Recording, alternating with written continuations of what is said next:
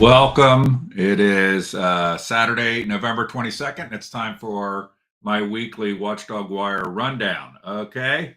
So let me throw up here. Let's get right into it. Let's see how close I can stay to 30 minutes. Let's get right into it and on what I want to talk about that I covered in the last week. By the way, I never mentioned this, but if you chat, if you send a message, hopefully I see it. And if I see a message in the chat or any questions about any of these things, I'll try to address it if I can. So feel free to do that. It's funny, I felt like I didn't do much stuff this past week. And then I went this morning. I typically in the morning on Saturdays look at what I covered. And then it's like, holy shit, I covered a lot of stuff in the last week. And, uh, and then some of the stuff is still developing and I will still have more to say about it. So what there's a the things that I want to hit on, and I might try to go fast on some of them, is the Christopher D. Lindner sort of tragedy, the Union Township officer involved shooting, the Clermont County Prosecutor's Office, property valuations, New Richmond women's wrestling, Milford wrestling, the idiotic Union Township Clermont County trustees running for office in Clermont County in particular, but it's some useful information for any county. The Ohio Election Commission and a couple of updates, and then we'll give the dumbest stories from the Clermont Sun. So, real quick on the Christopher D. Lindner, I've had a lot of different reporting on this, and the what's so funny is that I believe the local media, the local corporate media has covered this story a lot more, maybe because of me, because I've had a lot of things out there, and it's usually like a day or two after that maybe one of the TV stations does something or covers it. So it's a tragedy. It raises a lot of questions. And so I had the story about Uplift, which I'll pop in to just show some of these about how this began at Uplift. I understand that there's things that people are telling me happened at Arby's as well, but I got the audio on Monday. I plan to pick up audio from Adams County that I've requested, and so I'll have more on that. And I've gotten information from the Indian Hill Rangers on things that have happened around their home, and I'll be reporting on that. I was thinking about putting some of that out, but I'm going to wait till I get the Adams County audio, and then I'll have a more comprehensive report going into more of this. So, but there's that. I did a thing at CHCA, which I've actually gotten feedback from some CHCA people they're appreciative of. One of the things I think that's a tragedy about this is that, in March of 2025, they were naming a new sports complex after Christopher D. Lindner. And it's good they have a sports complex there. It just struck me as kind of hard to grasp that, let's say this man, Christopher D. Lindner, was struggling with all kind of demons, all kind of issues, protection order issues, issues relating to his prior aggravated menacing that was dropped. And I just think, for all of this, then I'm not in the position of being wealthy. I'm not in the position of being tied to a wealthy family. I blame my mom for that. So, but I don't know. It just seems like it would be a lot of pressure when you have to also hit kind of what appears to be this facade thing of that you are, you're honored in this way. And there's probably other things that you need to. I think they should. I have no idea, and I'm just me. I have no say in anything. I think they should rename this the Tabitha Lindner Field. That would be what I would do. I would rename it for his wife, because his wife clearly is a person in this that had to deal with a lot of crap and through time. And but it's also, when I have the Indian Hill information, it's Carl Lindner III was also well aware and involved in, at times keeping his son from potentially harming his son's kids, his grandkids, and his wife. I mean, it's just a true tragedy, and it happens. It happens at all levels. And the question is, what do we need to learn from it? And it's funny. I get like people. I don't think I said anything of a deep opinion related to, for example, marijuana, but it's funny when I put out posts, there's immediately a bunch of people that are like, "You're blaming pot. You're blaming pot." It's like I never even said. I just made a factual statements about where events took place, and I'm not blaming. I would really grapple with this. I want to move on from this. By the way, I also read out loud the protection order parts, the hell that Tabitha Linder was going through. That's the third bullet there at the top. But I've been grappling with, I drink. I've never used an illegal drug, but I drink beer is basically it. I'll drink a shot or I'll drink some mixed drink every now and then, but very rarely. And I'm trying to think like, okay, so drugs and alcohol and all this kind of stuff. And, so I feel like if you're involved in the use of drugs or alcohol to spackle over deeper problems or to bury inside you or to deal with pain, some sort of pain you're suffering, that's bad. Okay. And that is going to blow up in your face. And I think it's even true if you're using prescription drugs for purposes of that. That's basically trying to mask and hide deeper issues. And I realize there's some issues. I'm not a professional medical person at all. I don't know what I'm talking about. I realize that there's some issues that require medication, like somebody who's manic depressive, and if they don't use their medication, it creates significant problems. So I'm not saying medication is bad. I'm just saying if you're using it to tamp down issues, which I think Christopher D. Linder was, that it's not going to end well. And so that's my at least thoughts on the subject. Okay, let's move on to Union Township and the officer-involved shooting. I put out just a post, and then somebody started bitching at me that I was becoming like the media, sharing. I put out a post that there had been an officer-involved shooting in Union Township, Clermont County. I have done records requests for things, and most larger or most police departments release body cam quick when there's an officer involved shooting so that they are not accused, so people can see transparently what happened. And I haven't gotten any records back from Union Township at this point that I'm aware of, unless I missed something on these series events. I've seen some people commenting on other pages about the events, but I look forward to seeing it. Obviously, any situation. It's kind of like the policeman that or deputy that had to take out Christopher D. Linder. This isn't just about the people that get killed per se. It's also about the officers that are put in positions where they have to make that decision to take another life. And I wouldn't want to be in that position. But when it happens, I think we want to know what the circumstances were. All right. Next thing on here is the Clermont County prosecutor. I had a piece out on David Gass. I had contacted David Gass regarding what I see as a potential weaponizing of the Clermont County justice system by Mark DeCalvy's office in particular, and using the grand jury. And specifically, I'd called him. I put out an audio, I think it was last week or something, or it's in here or maybe in this report. He's now moved on from the prosecutor's office to Strauss Troy Law Firm. And so I don't know if that's good, bad, right, or wrong. He never responded to my inquiries particularly about the Bill Thomas grand jury. And I'll have more on that. You can watch this report about it. But we had a situation where a person, Bill Thomas, who was my nemesis forever, and does get emotional and probably says stuff I wouldn't say, but he ended up getting indicted by a grand jury on misdemeanors that I don't think had he been on the other side of the tracks in the Clermont County Republican political system, nothing would have ever happened to him. Remember, we're the county where judges can get away with doinking their hot assistants in a cover-up. And so the system gets weaponized. So Mr. Gass had been involved. There had been a grand jury called on Mr. Thomas prior to there being any special prosecutor named. Then they named a special prosecutor, which is highly strange. Doesn't the special prosecutor decide whether there's going to be a grand jury? It seemed very rigged to me. And so I asked, I'm going to continue to investigate it. It seemed, and some other things have come to light about how that whole thing was handled. I have personally been the victim of Mark Tucolby's weaponization.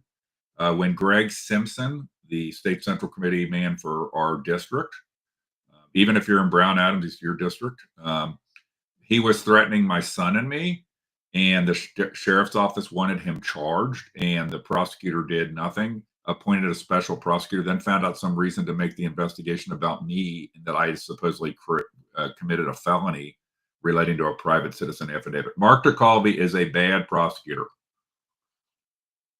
I want to be very clear. In Clermont County, our prosecutor, in my estimation, is a man who has no moral or ethical compass. And I have brought the receipts again and again on cover-ups that he's been involved with. Now, David Gass, the head of the municipal division for criminal stuff, is gone. Lara Barron, who is the head of the common pleas, the felony side of Mark, she should be embarrassed and ashamed. She should not be the next prosecutor. She wants to be the next prosecutor, and she's willing to do whatever, I guess, to be that and be hooked up with what I think is unethical behavior. No problem. And then you have Brian Shrive, which I talk about at length, is the civil division head. It's Hack Central at the Clermont County Prosecutor's Office. Okay. The next thing on here is property valuation. I'm going to get more into this. Linda Fraley is trying desperately to control who is the next auditor in Clermont County. She wants a guy with no experience, Greg Gentile, to be that person. And I think it's to keep the bodies buried. I think that there are lots of things in Clermont County that involve special Friends of Linda situations, or whether they be, hey, maybe they're just innocent mistakes, but improper valuations. And I went to one of them, the brother of a township trustee who has a property that does not appear to meet any criteria for being CAUV and having significantly reduced taxes, but is. So that's what that report is on. I'm going to dig into that more. If you're in Clermont County and you have any knowledge or insight of these type situations, let me know. Okay. Chris at thewatchdogwire.com. Chris at thewatchdogwire.com. Because I will try to look into those. Those are the kind of things. I know people get frustrated that I don't look into certain things, but if you can identify a person who has, particularly when they have some political connection that's getting some sort of favorable tax treatment appears, let me know. I will look into those. That's why I looked into this one, because this person is a brother of a trustee, and it appears that for years they've not only gotten favorable treatment, but they haven't even created the proper fake records in the auditor's office. In this video, you'll see I called Chris Melman, who's the chief deputy, and he did not, he's never returned my call. And it's been like probably not a week, but close to a week now on not returning the call on why are inspection reports missing? Why is there a whole year missing? And one of the things I think, I'm going to be all over this Greg Gentile guy. And I think it's very dangerous after 33, 34 years that Linda Fraley's been the auditor, because we're Republicans that believe in term limits, except when we're in the office. This cannot, we need to get this. We need really true fresh blood in this office. And so I'm going to continue to dig on this because I think that it is wrong. And I'll try to find Mr. Gentile maybe on a talk or trespass to ask him about what he thinks about this situation. I don't think Mr. Gentile knows shit about an auditor's office. I think he's purely a crony person that Linda Fraley's trying to get in there. Okay, now let's go to the next thing. New Richmond women's wrestling. So I just want to kind of use this to compare how women's wrestling issues got handled at New Richmond versus at Milford. So there was a similar issue, very similar issue at New Richmond involving a coach and an assistant coach. I believe the coach was the person that was implicated in some improper texting and so forth. I don't even believe there were inappropriate pictures alleged in this matter. There were inappropriate pictures alleged in the Milford matter. But it's, you can listen to this interview with Paul Daniels, who's the superintendent there. That I was kind of shocked. He actually comes from Milford. And so I don't know whether they've handled this perfectly. I don't know whether they handled it well. All I know is that when I talked to this guy as a reporter, I don't feel like I need to dig 10 levels deeper because he seems to be pretty straightforward. I tell you, a lot of it goes to, I tend to, if somebody actually interacts, tries to answer questions, does so in a good faith way, I'm pretty easy to deal with, actually. It's the people that are trying to hide, lie, idiotic Milford school board members saying it's not their responsibility if a SRO doinks a student, that's not their responsibility. I'm not saying the SRO doinked the student. I'm saying they said in the allegations that were involved in that situation. Remember the school board member in Milford said it wouldn't be their responsibility if that happened because they weren't an employee. It's the most ridiculous thing ever. So I kind of at this point, unless another shoe drops, have to take my hats off to the way that New Richmond handled this and the professionalism of this superintendent, Paul Daniels, in answering questions. All right, now let's get on to Milford wrestling. And I just so you know, I do see your comments. Here's somebody saying, address your lawsuit concerning the Milford coach. Okay. I will. So there are additional 456 pages relating to records. I had about 300 pages. When I was doing kind of the lion's share of my reporting, I had between 200 and 300 pages that's grown of how many public records. And and then there's now been another 456 pages that I found out I got from Joe Braun now. You can have a whole piece on Joe Braun, the history of Joe Braun, who's the law advisor for Miami Township in Clermont County, that the 456 pages were served up to Michael Linnerman, who's a known commodity of some level. And then I did a record request, and it kind of surprised me. The SharePoint link for the Michael Linnerman records had no security or authentication on it whatsoever. Joe Brown told me, "Oh, that's the way we do it." Then I did a record request, got a SharePoint link, and it's kind of funny. The one I got, you have to every time you go to it, put in your email address and your name. So kind of funny there, Joe Braun, how there's some authentication in the one that you sent to me, but no authentication in the one that went to Michael Linnerman, passed through the community. All right, so there's a couple of things here. There's my local 12 interview, the suit. You can go watch all this stuff. I love, I'll put up the local 12. I'm gonna let the local 12 one play in the background while I address this. So as I would be the first one to say that our local media absolutely sucks. Okay. Absolutely sucks. And local 12 is about the worst. They used to have some good reporters. Anjanette Levy was a great reporter. I think she works at Court TV now. Now they have a basic clown show. Okay. So enter James Pilcher, the investigative reporter. Okay. Who I did this interview with him that they wouldn't share with me, but I recorded it anyway on my end when it took place. It was like 13, 14 minutes. And they used 13 seconds of it in a story. And if you watch this, I've had people come to me. It's like I must have slept on a Holiday Inn Express the night before, because I basically end up laying this guy out for that they don't, now they're like some lawsuit about this situation. But they never covered it for months and months and months. And now their context that they're covering is some lawsuit. I mean, it's just an absolute clown show. Okay. I do believe also that because of my reporting on the situation at Milford schools, that it has actually caused the local media to have to address it some. I mean, because they did not, the local media ignored this story, and that is typical. Let me just say it's typical, okay, especially for local 12. I mean, CPO is the same. I haven't run into Channel 5 and XIX, so I don't know if that's because I don't pay attention or because they're just not doing stories. But this is just a ridiculous interview that this guy does, where he's done absolutely no research. The funny part is I do my research. You go watch that Courtney Wolves interview that I did. When I did it, I have like 200 pages of records. I keep referring to the records for clarifications and so on and so forth. So let me get to this lawsuit, the Babineck lawsuit. So I am named with, I think, 6 other people. I think it's 7 total. The school district, Aaron Zupka, me, and 4 or 5 other people. 4 other people. Okay, in there. And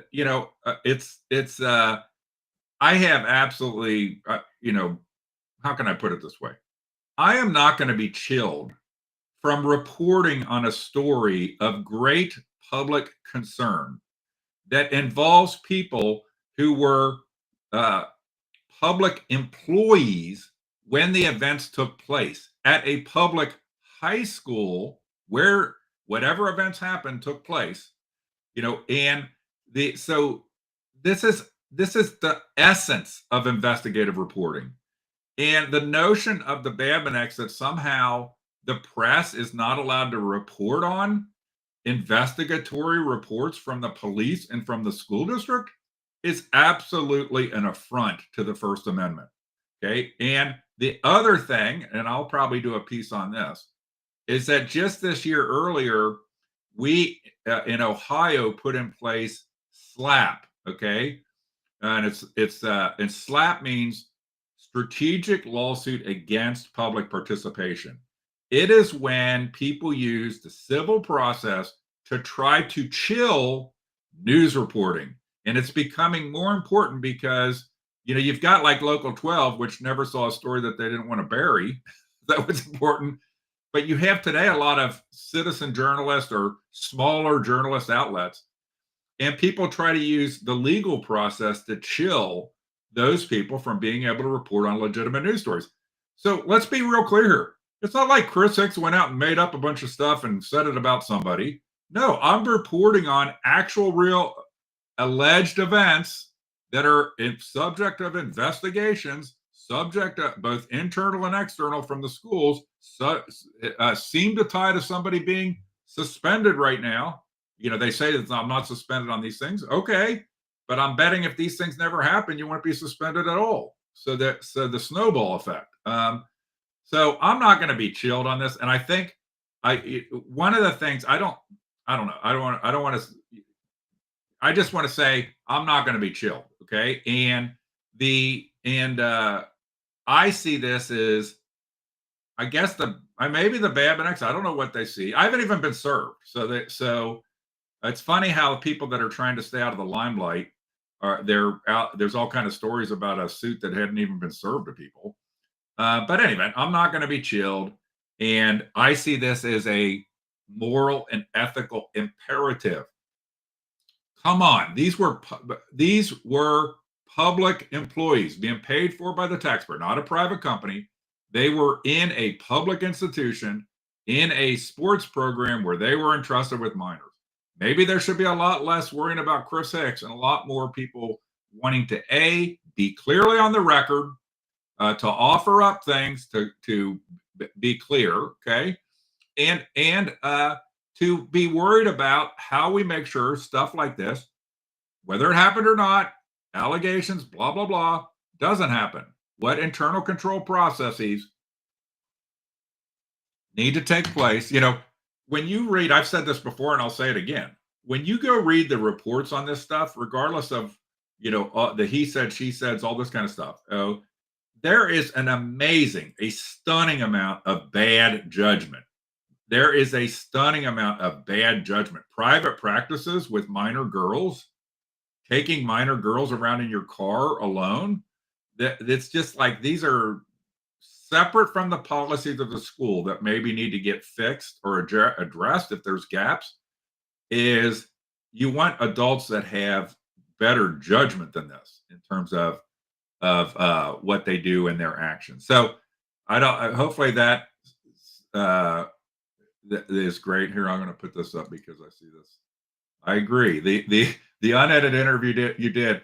And I don't think it was like, I'm not giving myself a big pat on the back over it. It's just, I must have stayed at a Holiday Inn the night before, but I'm so frustrated with these fake investigative reporters.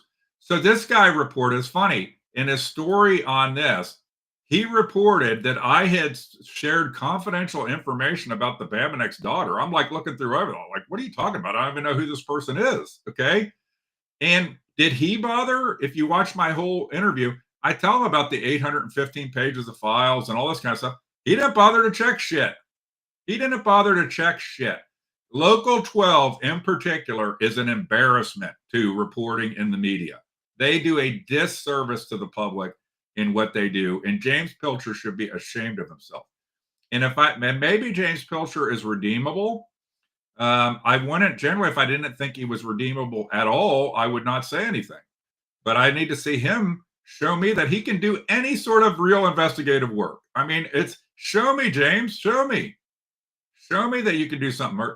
You know, the greatest part about this, and I'll come back on it, is that his source was Signal 99, the same site that defended Jim Young, who harassed a waitress in uniform at a Frisch's and got shown the door in Batavia. And notice what I just said there, shown the door, okay? And I'll stand by that, shown the door. Everybody knows that a lot of these people, when they have issues, they get offered kind of an A-B plan, okay? And so Jim Young was shown the door in Batavia Village because of things that happened there. And so Signal 99 defended Jim Young. Okay, they don't like me, but they defend Jim Young. And I'm going to get one of the things that will be just a delight to me is that all this stuff causes much more to get revealed about Signal 99 and who's behind Signal 99, their ulterior motives, et cetera, et cetera. All right. So that's more than I wanted to say about that. And now I'm running over the time that I wanted to. I'll try to get 30 minutes, but then I go over. So let's go down to the UT trustees. And, these guys, especially Michael Logue and Joe Dills, it's like they have gone into complete la la land. The Union Township trustees in Clermont County, if you're from someplace further away, this is Eastgate area. So the biggest township in Clermont County. Just Union Township is bigger than the whole populations of Adams County or Brown County. And so it's a big place. Okay. I think if it was a city, it would be like the 14th largest city in the state, something like that. But you got like them talking, and it's like just Idiotville, and especially Michael Logue and Joe Dills. So you can watch some of these reports. Michael Logue thinking that the gymnasium at the Union Township Civic Center, throw out the idea of make it a homeless shelter. So, and I did a thing on this because it's right downstairs from the senior services for seniors. It's right next to a school office. It's part of a DORA, a designated outdoor refreshment area, so that people can drink out in the parking lot, which is asinine. And it's a labeled gun allowed zone, that you're allowed guns in the building anywhere. Okay. This is what Union Township has become. The days of here's 1,000 new jobs at TQL, those days are over. Now we've got people that overspend on things like playgrounds, okay, and then to take the massive credit, but can't do shit otherwise, and have just the most asinine ideas, like turning the gymnasium at the Civic Center into a homeless shelter. All right. But the thing that really popped on this story, on these things, is this AutoZone thing.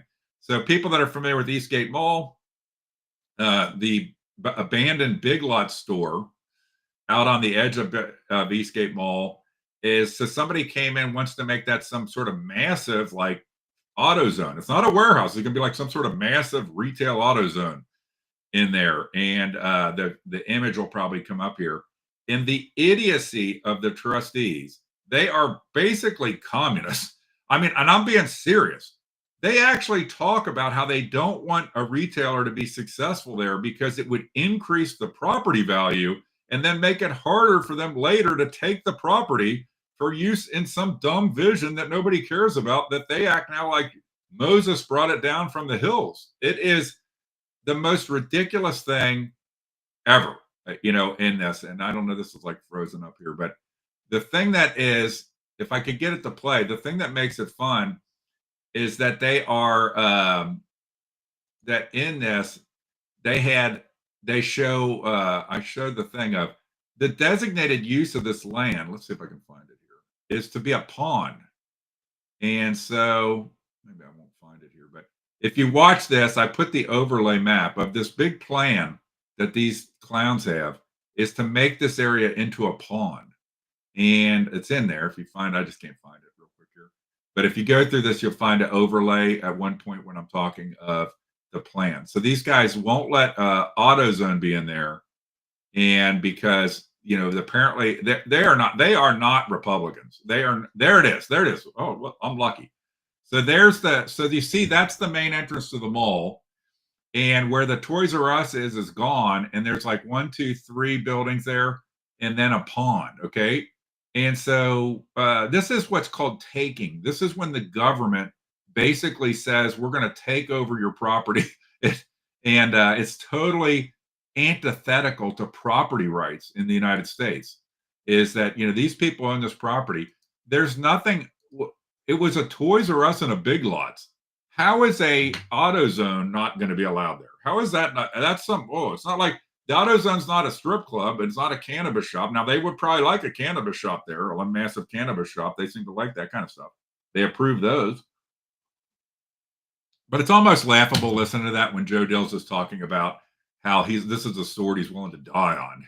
It's like crazy. It's like these guys are, I've asked again and again Michael Logue, if you go watch him, to address what kind of pharmaceuticals he takes. I think he won't. He runs away.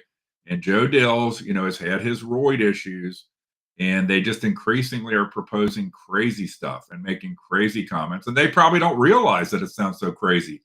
That to give a flavor, let me pop back in here. To give a flavor of this, how crazy this is that this one, let's see if it comes up here. I don't know what's acting so wonky. But this video has like over 100,000 views. It has over 100,000 views, which is atypical for something I put out. And because it's just so dumb that up there pontificating about how they're going to save the mall by allowing a store to be blighted in front of the mall. It's like makes no sense. And remember, just 3 weeks ago, maybe a month ago now, Joe Dills was claiming there was homeless encampments at the mall, which is also not nonsensical. So anyway, I'm glad to expose that. I did a thing on running for office in Clermont County about how they rigged the primaries and in the endorsement process. And if I can find it real quick here, I'll flash to the part of this that shows the timetable of the timetable involved. But there is they have a schedule for endorsement. Okay, here it is. All right, let me pause it here. All right, so and the way they rig the Republican primaries in Clermont County is that they make people have to know way before any even filing deadline that they're supposed to by osmosis know to send a letter to David Painter, who's the chair of the party, about their intent to run so they can be considered for endorsement. Well, the deadline to that is 12/21/25. They usually make that during the holidays so people would be extra distracted. That's 45 days before the filing deadline and 135 days before the primary election. Then they do the endorsement meeting, closed to the public on 1/28/2026 as scheduled, 7 days before the filing deadline. So the way it works in Clermont County is that if you want to run in the primary, that if you don't get endorsed by the party before the filing deadline, you are not supposed to file your petitions. That's the way it works. It's crooked as hell. It is crooked as hell. And Jeff Corcoran, the former Central Committee chair, will stand up and talk all day and all night about how he thinks primaries, we shouldn't even have primaries, that they're a waste of money. I think primaries are how you tune up the team. It's like saying we want to have people go to the Olympics without any Olympic trials. Okay. And so they have this endorsement meeting before, and that's why in Clermont County, if you get the card put in front of you, the slate card, you at the polls, you'll take it all. Okay. And you wonder, it's a primary, so everybody's a Republican on the ballot, but they'll hand you a slate card of who you're supposed to vote for. And a lot of people don't even think this through. Like, hey, everybody's a Republican. It's a Republican primary. And they give you this card. You're supposed to vote that way. And you might take the card in and you're like, oh, good, I have this card. Then you look at your ballot and most every race is just one candidate. It's very much like a communist system. It's very much like a communist system. And when they do this, I'm going to see if I can find the slate card. Here's an example of the slate card. This was for the primary. Okay. And for example, Mark Tucholvy's on here. Mark Tucholvy has never had a primary or a general election opponent in Clermont County. These people don't believe in the republic we have. Let's make that real clear. I'm going to say that again. They don't believe in the republic we have. They have hijacked it. And you can go look up that George Washington quote about political systems getting hijacked by unprincipled men for their own purposes. Here you go. Here's a list. Not all these people, but most all of them, most all of them on here. And so I cover that. Here's the thing I covered on it that I think is important is that if you're in Clermont County, what you can do is send a note to David Painter that you want to run for one of the offices is up on a ballot. And then you can participate in the endorsement process. You don't have to do any petitions. If you actually get endorsed, you have 7 days to do your petitions after the endorsement meeting. Bing, bing. So flip it against them. I'd love to see some people come forward and say they want to run for commissioner against Claire Corcoran. They want to run for auditor, where you have 2 candidates right now that have announced for in that field. You know, there's not a huge number of things on the ballot this upcoming for the county level. Those are the 2 key that I just mentioned. But I would love to have that happen, especially, hey, where's the people from Goshen? Goshen, Claire Corcoran's on the ballot. Let's go. Somebody's be stepping up. And a certain person knows I've encouraged them to run for commissioner against Claire Corcoran, where I think they have a good chance of being successful. All right. So Ohio Elections Commission, there's a thing you can watch where the Ohio Election Commission is going away at the end of the year. It's been a totally crooked body that covers up crooked campaign finance for insiders while it scares people running for small offices like your local school boards and so forth and hits them with a lot of $50, $100 fines with no due process. But you can see them here burying another case relating to Larry Householder. But not for me. Our Ohio Election Commission would not have done any cases whatsoever that involve Larry Householder. Okay, none. Okay, it is a corrupt operation. And let's be clear on how campaign finance works in Ohio. What Larry Householder did, which is insider candidates get all sorts of help that maybe never shows up on any campaign finance reports. What Larry Householder did is normal. That happens all the time. It's regular. He just did it with such gusto and with so much money, it comes into the feds. So both Republicans and Democrats, it's a codependency, uniparty, and they both let it happen, and they both look the other way because they both want to protect their insider candidates. And the election commission's going away. It'll be interesting to see what happens, but now it'll put it on the doorstep of the Secretary of State to deal with this. So that might make it more fun because we know that the elected leaders would use the election commission as a scapegoat for why they didn't do anything. Like Dave Yost is a great example of that. He didn't do shit related to Larry Householder crooked stuff, but he blames the election commission for that. All right. 2 last things on this. Then I want to do the dumbest Clermont Sun story and then be done. So Haslam, the Supreme Court is now appointing the panel. 4 out of 7 justices recuse when a Haslam case comes up at our Ohio Supreme Court because it ties to him. A 5th one should recuse but won't, Fisher, who has ties to Haslam and the Barrett family. But they're appointing their panel, and we'll see what happens then. And then I'm going on Monday to Adams County and going to the commissioner meeting. And I want to go look at the animal shelter and so forth during that time. I'm also going to try to get Kelly Jones to address some things on the record. Remember when I interviewed him in the past, he was all hot on it that we needed to do a tour together of Adams County. Then he went silent. And there's been other things that come up in evidence that maybe at least on one thing, the taking passengers up in his helicopter without a licensed pilot, that he lied to me in our interview about having done that. All right. Now let's go to the dumbest Clermont Sun story.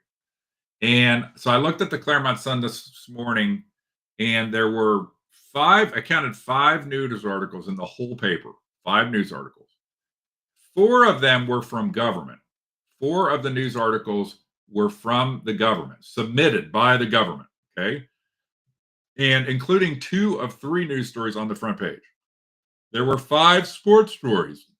4 of them were original content. 1 was from the government. And the sports page is covering the Milford AD story. There's finally something in the Clermont Sun after months and months and months about this whole situation involving the Milford AD, okay? It is very simplistic. It acts like we don't know what's going on. But there's something in there, but it's buried on page 6 on the sports section. Okay. And so what's the dumbest, what did I think was the dumbest one? I think it was on page 13. By the way, there's no, other than the guy that writes an editorial every week, a column on VA stuff. There is a there is absolutely no editorials in this paper that are from a citizen. Basically, they're all like place content. All right, so this is the front page, and just I'm going to get to what I think is the dumbest, but they have. I get the whole situation with Batavia Township is an article submitted by Batavia Township. That's nice. Let the government write their own news. Pravda. And then DeWine, something about West Clermont, submitted by West Clermont. These are the front page stories. Okay. Talk about critical journalism. All right. And then something else about Batavia Township. This is such a complete, look at that. 3 stories from Batavia Township. 3 of the stories are from Batavia Township. Okay. It is just a freaking joke how bad this is, how bad this paper is, and what a joke and an affront it is. Makes James Pilcher look good. So I think what page was it on? The dumbest thing. For some reason, 13 is sticking in my head.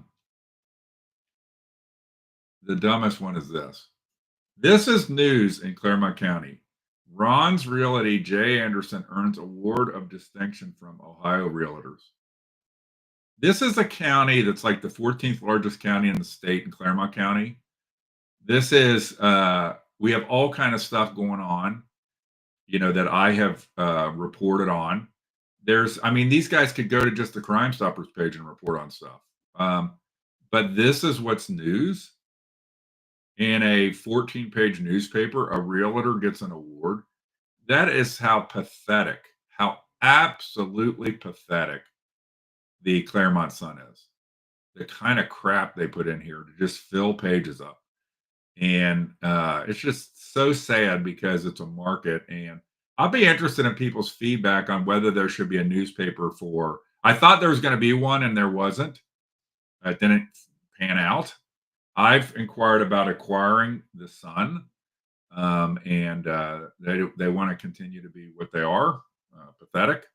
And but I wonder if there could be a newspaper for Adams, Brown, and Clermont. I thought that this would not work, but now that I've become more familiar with Adams and Brown over time, I think it actually could be a good thing to have a newspaper that covers the 3 counties and is not beholden to the political system in any one of them. And so I'd be interested in people's feedback on that as to their view on this being a news source that covered Adams County. Hey, and I want to apologize. I just covered all that, talked about this story, and I didn't have it up on the screen. I need a production assistant to flip the cameras. So yeah, this is the Ron's Realty article. Here. And then I'll go back just so you see it because I didn't have it on the screen. You got one story by Megan Alley and then 2 other front page stories submitted by government. And then 3, I'm going to go forward. There's one on Batavia Township, 2, 3 stories submitted by Batavia Township. It's like, this is such a rag. So I apologize for not having that up when I talked about it. My bad. I need somebody to flip the cameras back and forth for me so that I don't forget. All right. So, and then coming up, I'm going to Adams County. I have more records coming on the Chris Lindner situation. There's 2 things in Brown County that I hope to be reporting on in the very near future that are going on there. And, that's it.